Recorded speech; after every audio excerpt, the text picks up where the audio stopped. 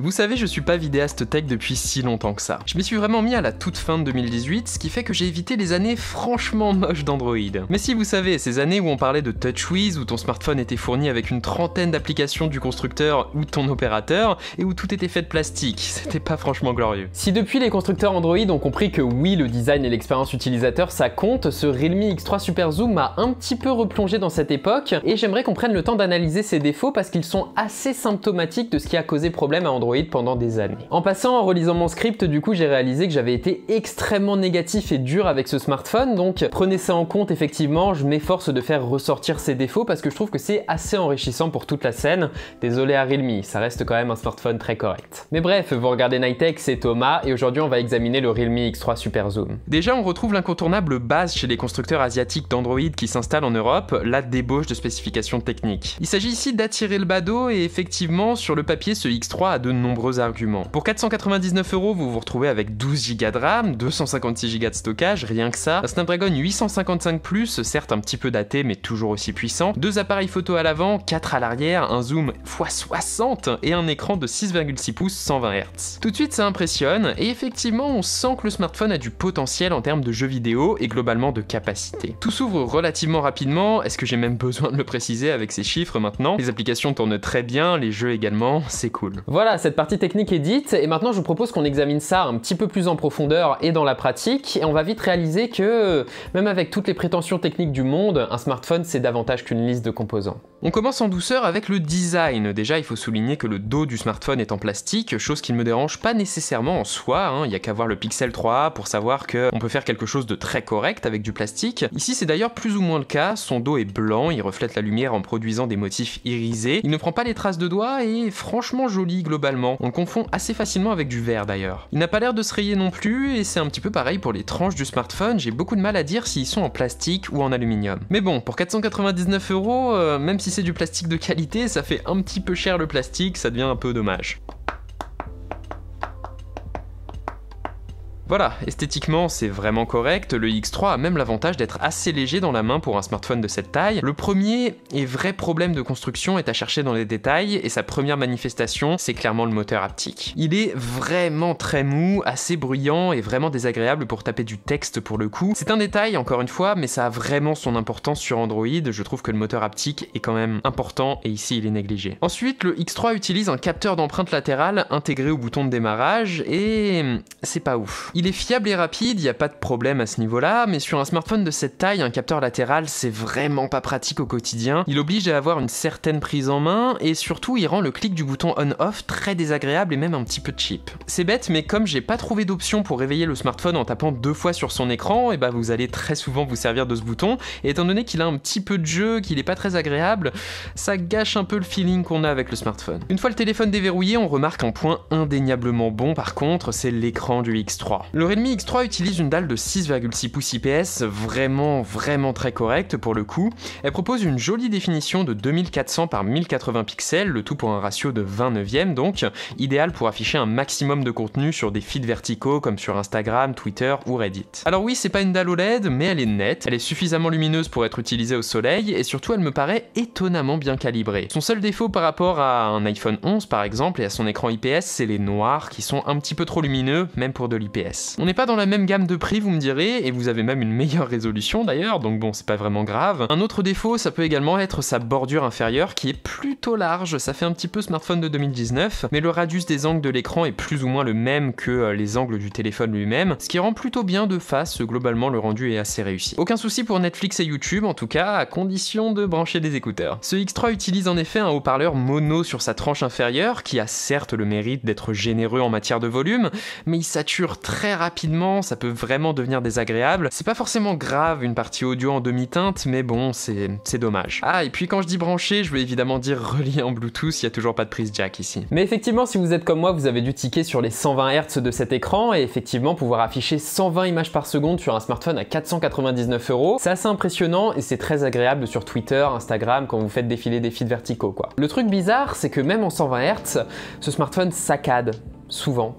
très souvent. C'est quelque chose qui ne devrait pas arriver avec un Snapdragon 855 Plus et du 120 Hz, mais j'ai l'impression qu'il manque des images, de l'animation quelquefois, comme si Android n'était pas pensé pour le 120 Hz, alors que, bah si, techniquement. Ce problème est d'autant plus flagrant que la vitesse d'animation par défaut me semble vraiment trop rapide, mais bon, vous pouvez la passer sur lent pour changer ça dans les paramètres, il faut juste le faire vous-même. De la même façon, on rencontre souvent des petits glitches visuels et autres saccades en revenant sur l'écran d'accueil ou en ouvrant une application. Une fois dans l'application, tout va bien, et c'est vraiment très agréable le 120 Hz, mais c'est vraiment la partie Realme UI qui semble peu optimisée. C'est dingue, mais du coup j'ai l'impression que les 90 Hz du OnePlus 8, voire même les 60 de l'iPhone sont plus fluides. Je pense que l'explication vient du fait que ces smartphones sont pensés pour tourner à ces fréquences d'images par seconde, alors que là, on dirait pas. Et justement, c'est bien Realme UI qui est toujours aux commandes, ce qui en général est positif, c'est une surcouche que j'apprécie plutôt. Je l'avais même adoré sur le Realme X50 Pro sur lequel elle était plutôt bien optimisée. Elle se repose pas mal sur les applications de Google, l'architecture du système est préservée, on peut appeler Google Assistant avec le lock button, on a même le feed Google à gauche de son écran d'accueil. C'est relativement propre, d'autant que la charte graphique des applications Realme est plus ou moins conforme avec celle du Material Theming de Google et des applications du Play Store. Par contre, à chaque fois que je tombe sur un smartphone avec Opera de préinstallé, avec cette saleté d'Office Suite antédiluvienne et surtout avec Facebook, j'ai mal à ma confidentialité, clairement. Vous pouvez désinstaller Facebook, mais pas les services Facebook App Installer et Facebook App Manager. Rien que le nom de ces services fait un petit peu peur, Realme, il faudrait vraiment que vous arrêtiez avec ça. Autre désagrément, de base, le smartphone est configuré avec une taille d'affichage vraiment trop grosse qui donne un air un petit peu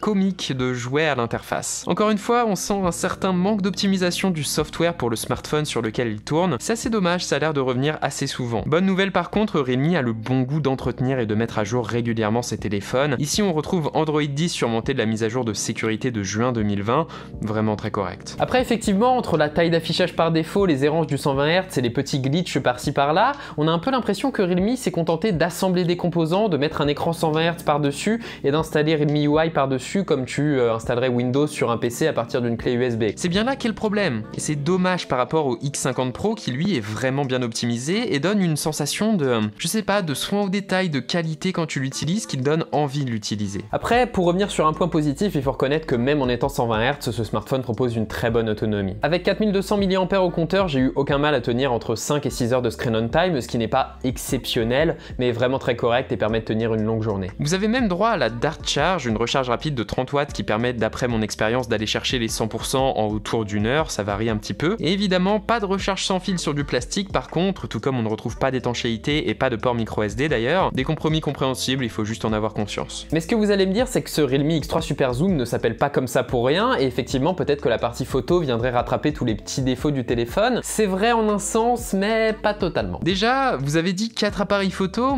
Non. Le fameux capteur macro de 2 mégapixels est toujours là, inutile donc. Et au menu, on retrouve un ultra grand angle équivalent à un 13 mm, un grand angle standard équivalent à un 26, et plus intéressant, un objectif zoom périscopique équivalent à un 124 mm, et qui permet donc d'aller chercher le zoom jusqu'à x60. L'ultra grand angle et le grand angle sont franchement corrects déjà, honnêtement c'est vraiment très propre. Realme force un petit peu sur le lissage et la saturation j'ai l'impression, mais globalement la plage dynamique est très bonne. Les détails sont là, et le grand capteur du grand angle permet même d'avoir un petit peu de bokeh naturel. Après pour la partie zoom, c'est assez marrant effectivement, c'est assez sympa à utiliser. Les clichés sont corrects jusqu'à x15 ou x20.